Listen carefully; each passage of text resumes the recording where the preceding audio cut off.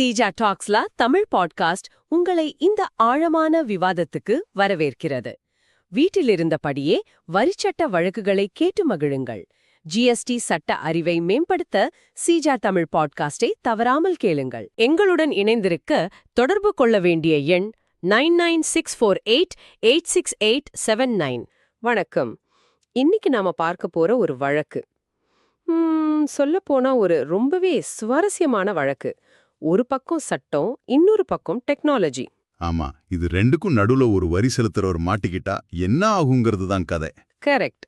சட்டப்படி கிடைக்க வேண்டிய ஒரு பெரிய ரீஃபண்ட் தொகை ஒரு சின்ன போர்ட்டல் கோளாறுனால மறுக்கப்படுது. இந்த ஒரு விசித்திரமான சூழலை அகமதாபாத்தில் உள்ள குஜராத் உயர்நீதிமன்றம் எப்படி கையாண்டதுன்னு நாம கொஞ்சம் ஆழமா அலசலாம். கண்டிப்பா. சரி, நாம நேரா கதைக்குள்ளேயே போலாம். இது ஒரு ஏற்றுமதி நிறுவனம். ஜிஎஸ்டி மொழியில சொல்லணும்னா ஜீரோ ரேட்டட் சப்ளை செய்யறவங்க. அதாவது இவங்க ஏற்றுமதி செய்யற பொருள் மேல வரி இருக்காது. ஆனா அதை தயாரிக்க வாங்கின பொருட்கள் மேல கட்டின வரிய உள்ளீட்டு வரி கடனை திரும்ப ரீஃபண்டா வாங்கிக்கலாம். ஓகே, இவங்களுக்கு அப்படி வர வேண்டிய தொகை எவ்வளோ? சுமார் 25 லட்சம் ரூபாய். இது ஒரு பெரிய தொகை. ஆமா, நிச்சயமா. ஆனா அந்த உரிமையை கேட்கும்போது தான் அசல் பிரச்சனை ஆரம்பிக்குது. அக்டோபர் 2021 இருந்து மே 2022 வரையிலான காலத்துக்கு அவங்க ஜூன் 2022ல ரீஃபண்ட் அப்ளிகேஷன் போடுறாங்க. எல்லா ஆவணங்களும் பக்காவா இருக்கு. ஆனா ஒரே ஒரு சிக்கல். என்ன சிக்கல் அது? எல்லாமே சரியா இருந்தும் என்ன பிரச்சனை? அவங்களோட ஷிப்பிங் பில்களை ஜிஎஸ்டி போர்ட்டல்ல ஏத்த முடியல. ஏன், என்னாச்சு? காரணம் ரொம்ப சிம்பிள். அந்த போர்ட்டல் ஒரு குறிப்பிட்ட ஃபைல் சைஸ்க்கு மேல ஏத்துக்காது. இவங்களோட டாக்குமெண்ட்ஸ் அந்த லிமிட்டை தாண்டிடுச்சு. இது முழுக்க முழுக்க ஒரு டெக்னிக்கல் பிரச்சனை. ஓ, அப்ப அவங்க என்ன பண்ணாங்க? இது சரி செய்ய அவங்க ஒரு நேர்மையான முயற்சி எடுக்கிறாங்க. சரி, ஆன்லைன்ல முடியல, பரவாயில்ல, நேர்லயாவது கொடுத்துடலான்னு சம்பந்தப்பட்ட அதிகாரிகள் கிட்ட அந்த டாக்குமெண்ட்ஸ் எடுத்துட்டு போறாங்க. அப்போ பிரச்சனை தீர்ந்திருக்கும்ல? நேர்ல கொடுத்தா வாங்கிப்பாங்க தானே? அங்கதான் பெரிய ட்விஸ்ட். அதிகாரிகள் அதை வாங்க மறுத்துட்டாங்க. என்னது, வாங்கலையா? ஆமா, இல்ல, எல்லாமே சிஸ்டம் மூலமா தான் வரணும், நாங்க நேர்ல வாங்கிக்க முடியாதுன்னு சொல்லி திருப்பி அனுப்பிச்சிட்டாங்க. இங்கதான் சட்டத்தோட நோக்கத்துக்கும் நடைமுறை விதிகளுக்கும் இடையே முதல் விரிசல் விழுது. இது என்ன நியாயம்? ஒரு சிஸ்டம் நமக்கு உதவி செய்யணுமே தவிர அதுவே ஒரு சுவரா மாறக்கூடாது இல்லையா? அதேதான். ஆனா இங்க அதுதான் நடந்தது. அடக்கடவுளே. சரி, நேர்ல கொடுத்த டாக்குமெண்ட்டையும் அதிகாரிங்க வாங்கல. அப்ப அடுத்தது என்னாச்சு? டிபார்ட்மெண்ட் தரப்புல இருந்து ஏதாவது பதில் வந்ததா? கண்டிப்பா வந்தது. ஆனா அது அவங்க எதிர்பார்த்த பதில் இல்ல. நேரா ஒரு ஷோகாஸ் நோட்டீஸ் அனுப்பி ஏன் உங்க ரீஃபண்டை நிராகரிக்க கூடாதுன்னு கேட்டாங்க. அவங்க தரப்பு நியாயத்தை விளக்கி பதில் அனுப்புனதுக்கு அப்புறம் ஒரு வழியா போராடி அந்த ஷிப்பிங் பில் டாக்குமெண்ட்ஸை மின்னணு முறையில பதிவேற்றம் செஞ்சுட்டாங்க. அப்போ எல்லாம் முடிஞ்சது. ரீஃபண்ட் வந்திருக்குமே. இப்போ அது வந்திருந்தா நாம இதை பத்தி பேசிட்டு இருக்க மாட்டோமே. இங்கதான் விஷயம் இன்னும் சிக்கலாகுது. ரீஃபண்ட் அப்ளிகேஷனை மொத்தமா நிராகரிச்சுட்டாங்க. ஒரு நிமிஷம், நான் சரியா தான் புரிஞ்சுக்கிறேனா? ஃபைல் சைஸ் பிரச்சனைக்காக முதல்ல ஏத்த முடியல, அதையும் சரி பண்ணிட்டாங்க. அதுக்கப்புறமும் நிராகரிப்பா? இந்த முறை என்ன புது காரணம் சொன்னாங்க? இந்த முறை சொன்ன காரணம் இன்னும் ரொம்ப சின்னது. அவங்க சமர்ப்பிச்ச உறுதிமொழி பத்திரத்துல, அதாவது அந்த அண்டர்டேக்கிங் டிக்ளரேஷன்ல கையெழுத்து சரியா இல்லைன்னு சொல்லிட்டாங்க.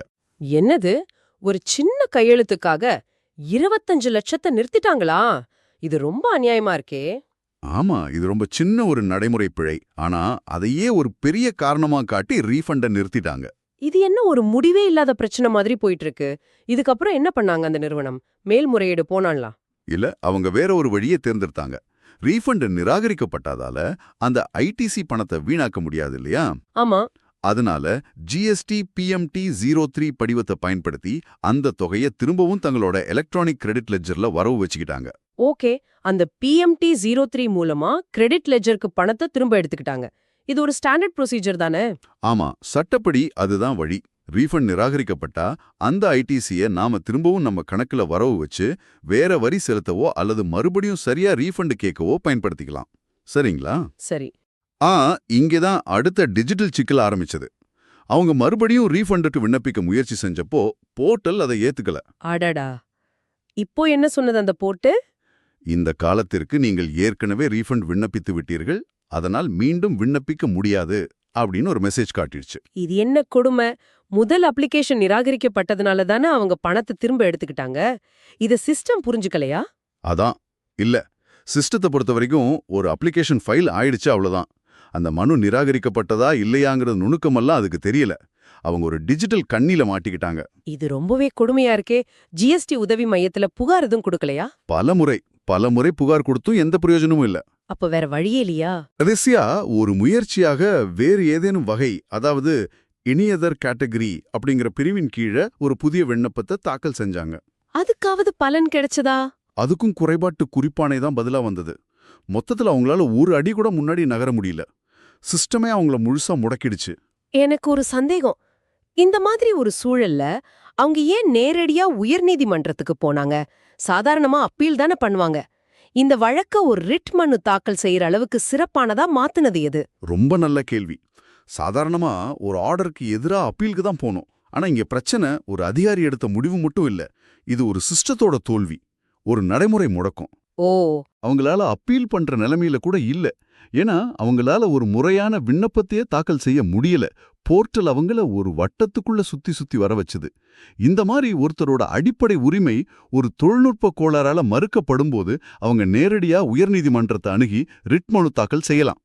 இது சட்டத்தோட ஒரு முக்கியமான பாதுகாப்பு அம்சம். அப்போ நீதிமன்றத்தோட பார்வை எப்படி இருந்துச்சு? ஒரு மனுதாரருக்கும் முடங்கி போன ஒரு ஆன்லைன் சிஸ்டத்துக்கும் நடந்த இந்த போராட்டத்தை அவங்க எப்படி பார்த்தாங்க?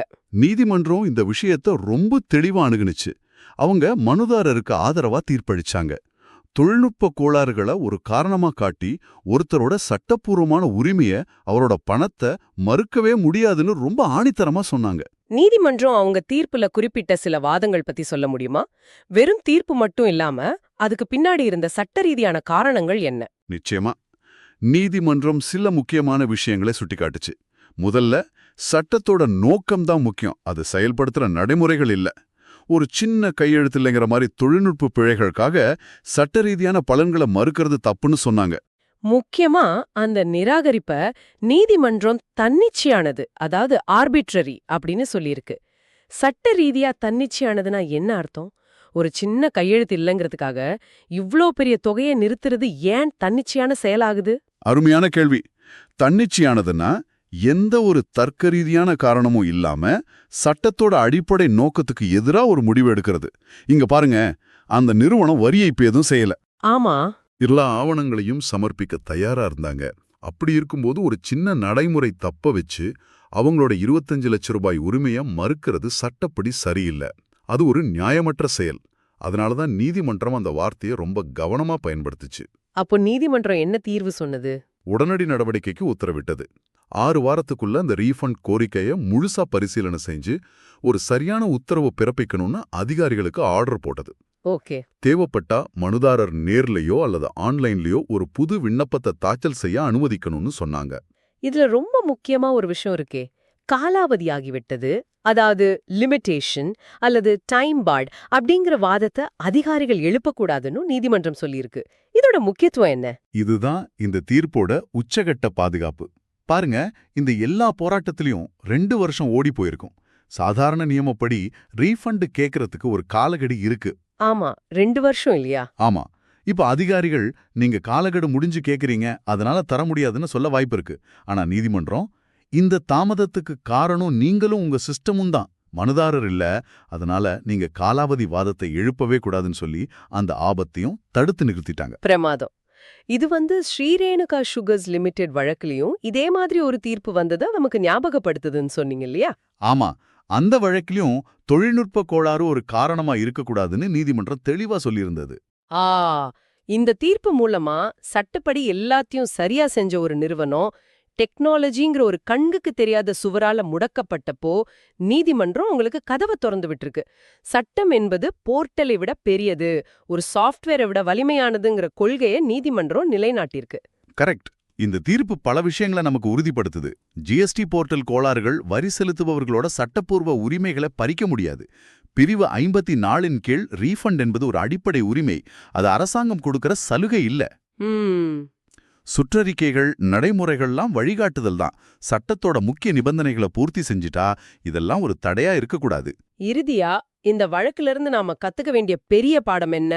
இது வெறும் ஜிஎஸ்டி ரீஃபண்ட் சம்பந்தப்பட்ட விஷயம் தானா இல்ல இதை விட பெரிய பார்வை இதுல இருக்கா? இது ஜிஎஸ்டி ரீஃபண்ட் பத்தின வழக்கு தான். ஆனா இதை நீங்க இன்னொரு பரந்த கண்ணோட்டத்துல சிந்திக்கணும்.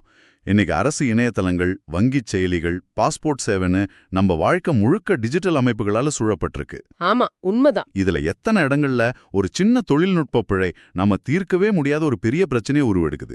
ஒரு பட்டன் வேலை செய்யலைனா, ஒரு படிவம் சப்மிட் ஆகலைனா நம்ம வாழ்க்கை பல வாரங்களுக்கு ஸ்தம்பிச்சு போகுது இல்லையா? கண்டிப்பா.